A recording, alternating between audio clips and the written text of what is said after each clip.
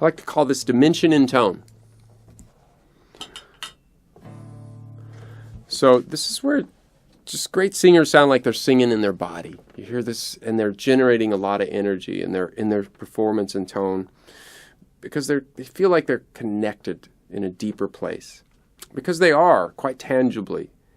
So say you're very good at this point at a very efficient kind of tone. I, which is good because that's very controlled and very well placed and it's supported.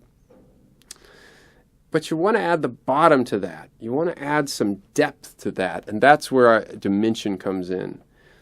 And to do that, you have to know your directions. You have to know, for one, what's back and down. So if you took this thing, I,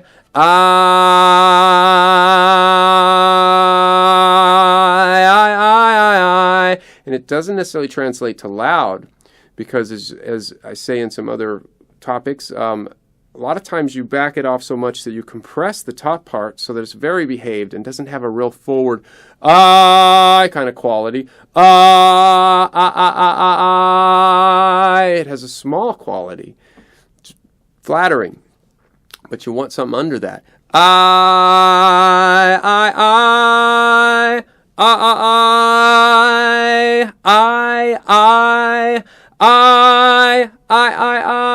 Nice little tone.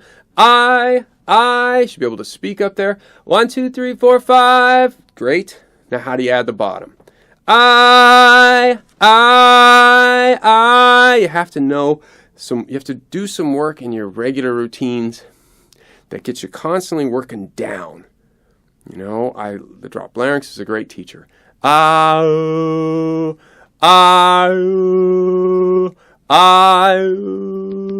itself, it's strange, but it teaches you that down. So that should be, to me, in one of your regular warm-ups, where you're just adding that to it. I also like it here at a more advanced stage of the warm-up, not the first pass, but on the lip roll.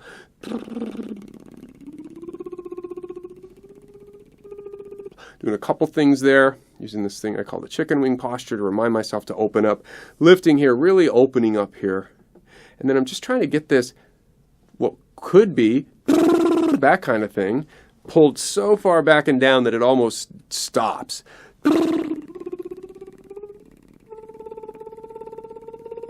So I'm constantly cultivating the sense of back and down, because it's a move. It's a move you feel. So that when you want to add that dimension, and you have somewhere to go. You're constantly teaching yourself to have somewhere to go with stuff, so the tone has a motion to it and a life to it.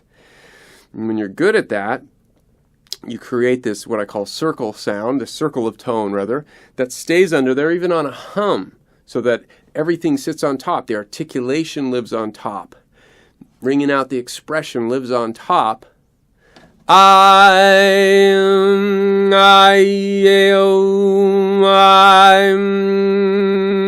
underneath it is this rumble that's always going, because you're teaching yourself this dimension of back and down into the body. And that's wonderful for the listener, and it's fun for you, and it will make you sweat a little, and those are all good things.